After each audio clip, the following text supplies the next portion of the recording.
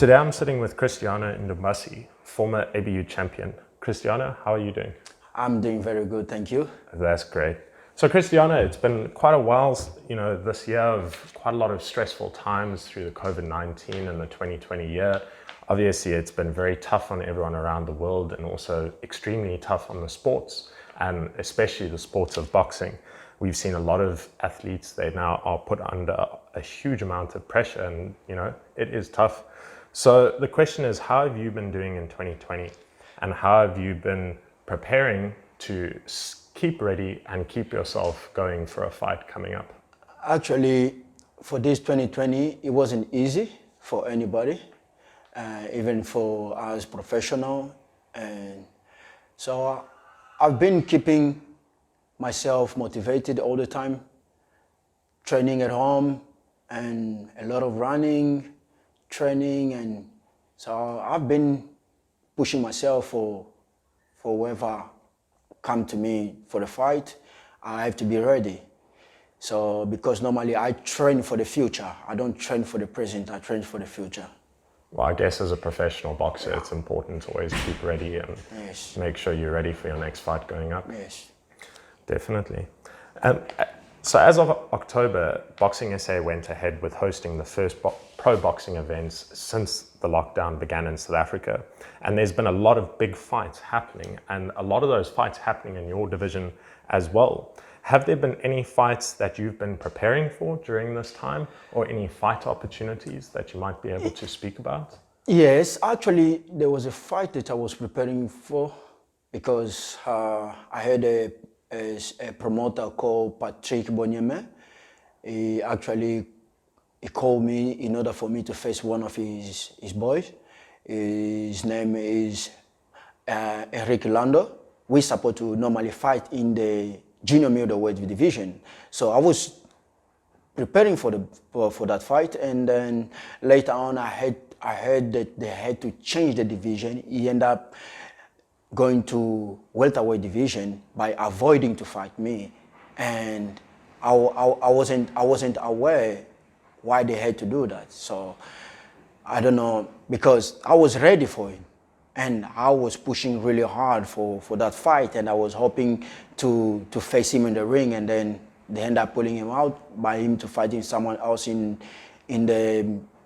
welterweight division, which that is unprofessional, because we agreed into something and I was preparing for that, and they end up pulling him out by dropping down to welterweight. They could have easily come to me and speak to me, "Oh, can you make a welterweight? Maybe we can make the fight to happen in welterweight." Because most of them, they know that I fight two division. They know I fight welterweight. They know I fight junior middleweight. I can make the weight easy. But one thing that I know is they want easy customer. I'm not an easy customer. I'm a very difficult customer. And some of them know the reason why they come to me in short notice offers, because they know whoever faces me is in really big trouble. So most of them, that's why they come to me in that way. And I suppose that also taking all of that time and putting in so much effort to get ready for a fight, and then them pulling the fight off the table can be very frustrating for yourself as a professional. As a professional, it was really frustrating, because especially in the time that we are facing right now in 2020, because of the pandemic, most of us professional boxers, we're going through a lot, and we do have family that we look after. And when you cut off certain opportunity, you're cutting off that boxer bread on the table. So that for me, it was really unprofessional. Definitely. And in terms of these boxing events that have been taking place now from about through the October period, Golden Gloves was putting on a few big events.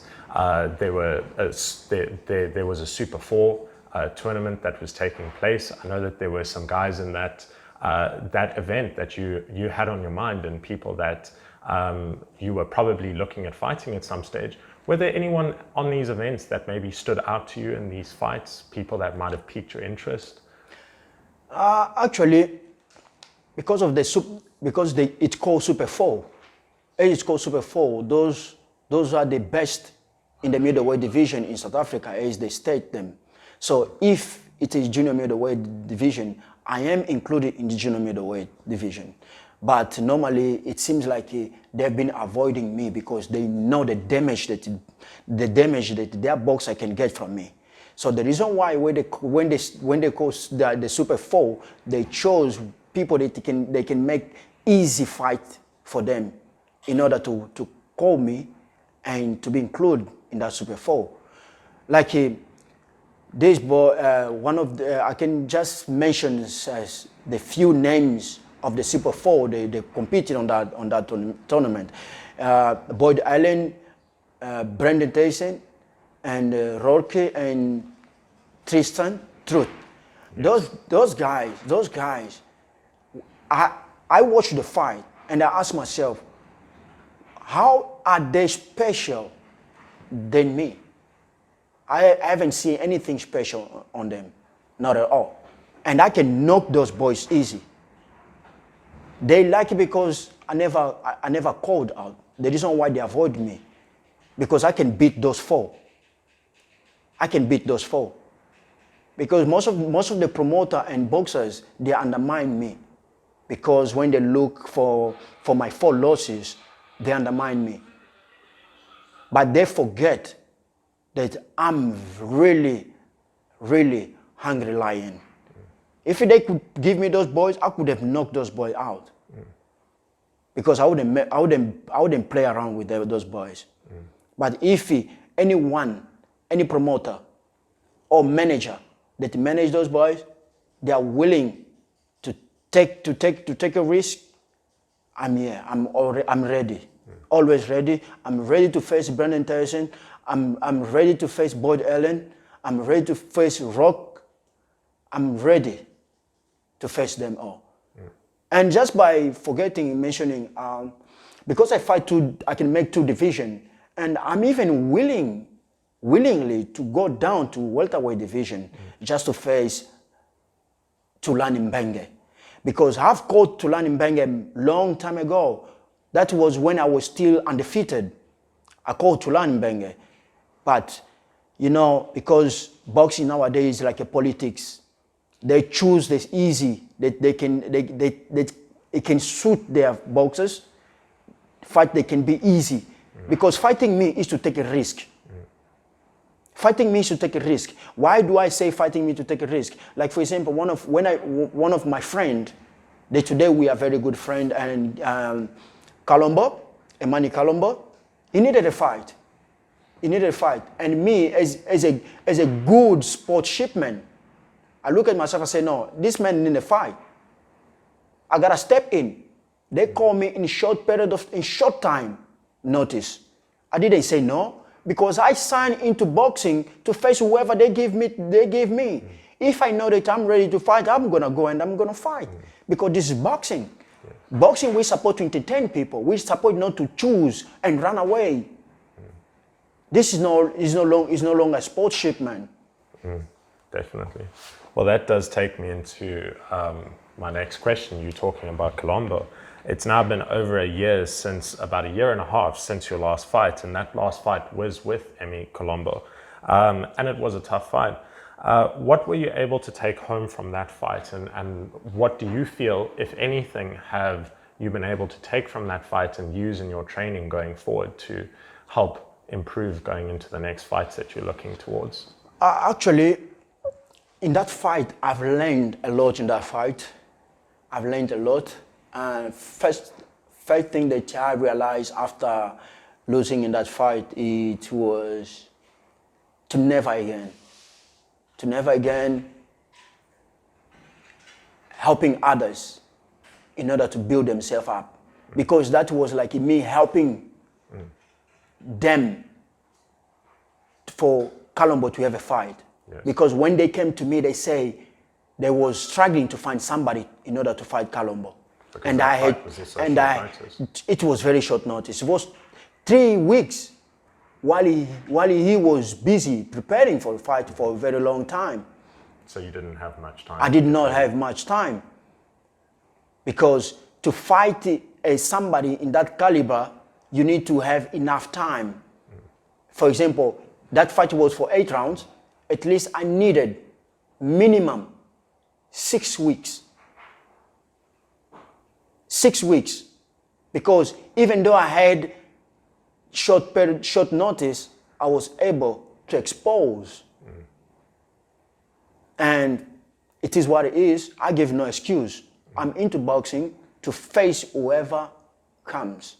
If I have to face the most dangerous boxer you think that is the best, come to me, we're gonna fight. Because I'm not in this game to pass my time. I'm not in this game to choose who I have to fight. Nah.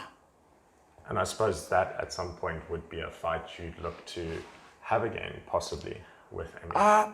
Actually, I was thinking a lot about that, to having a rematch with Colombo where I can have enough time for preparation, at least enough time, at least six weeks of preparation.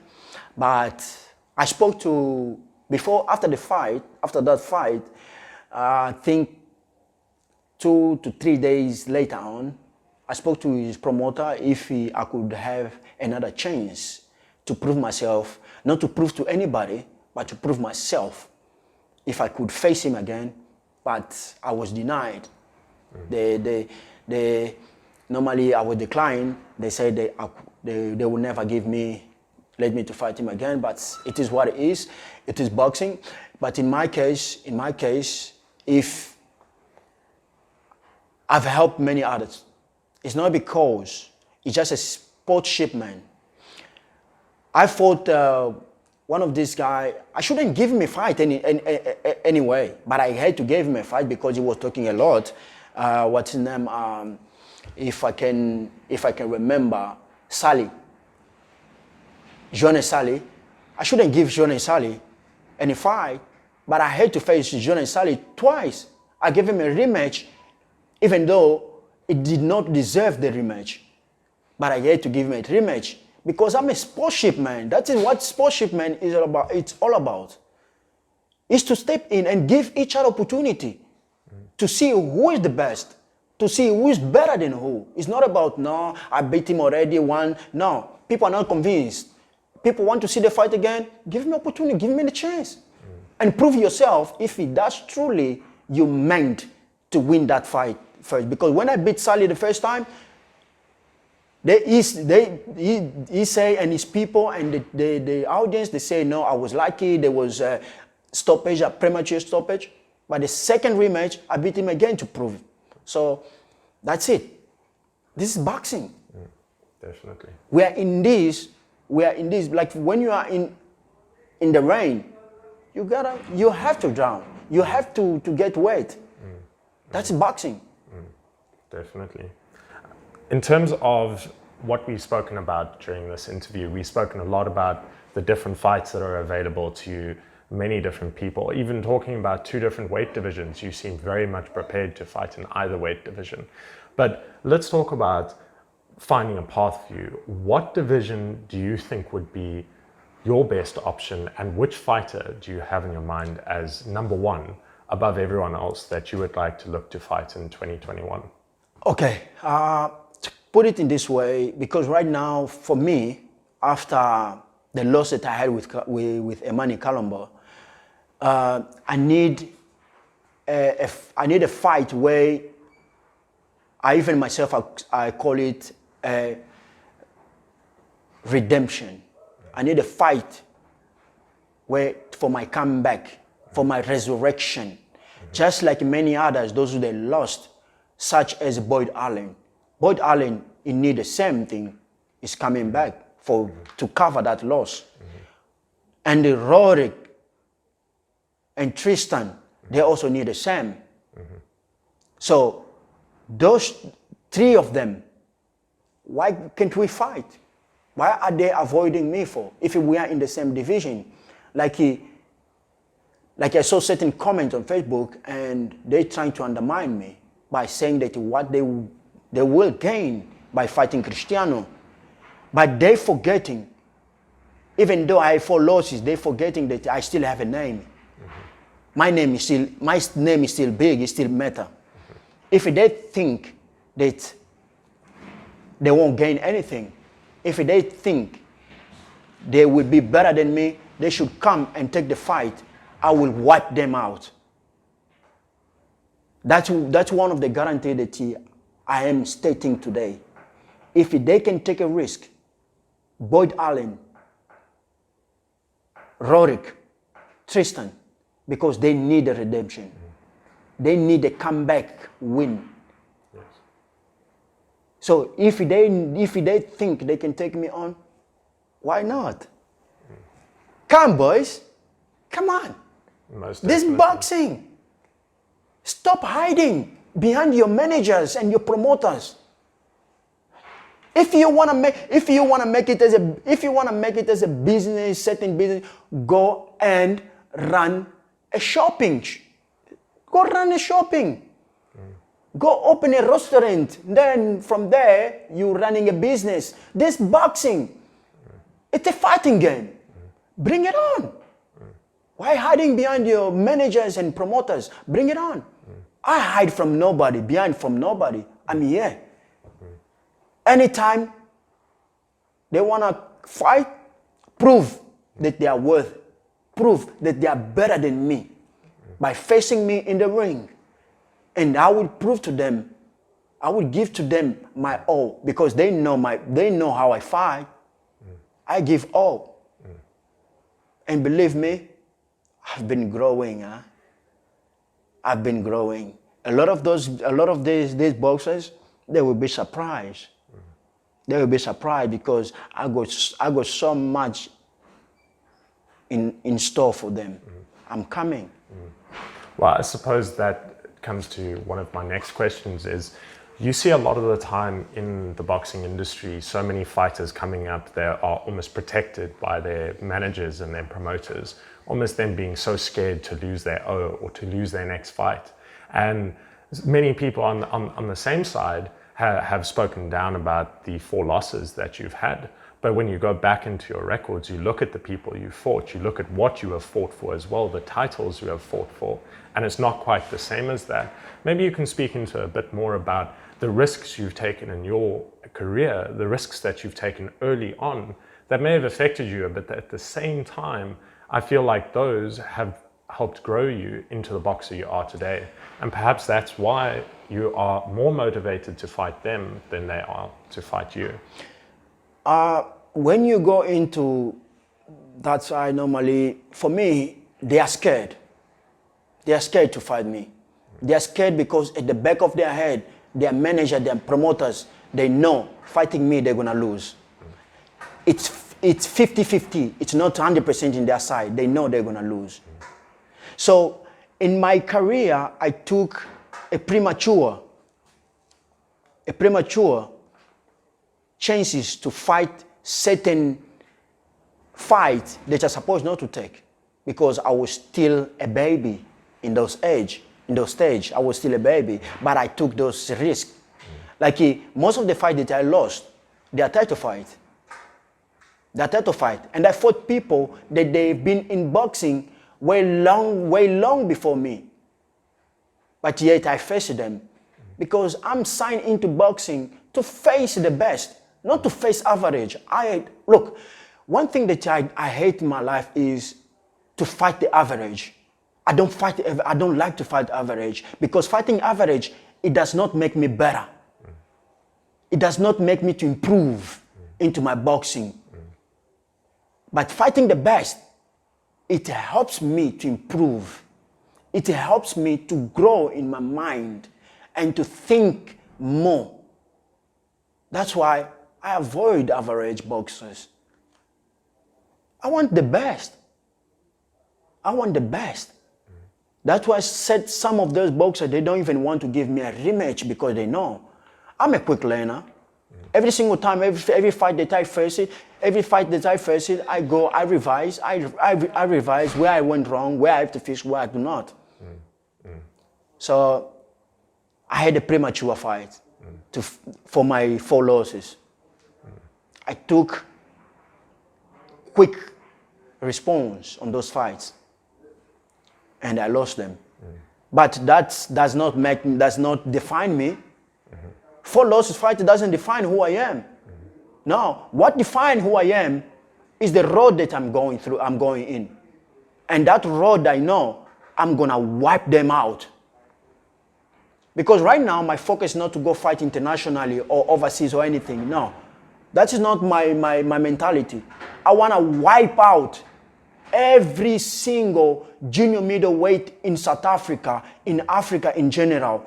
Then I'm able to look in international overseas. As long as I haven't wiped them yet, I don't have mind to think international. I have to wipe them first out. That's my goal right now.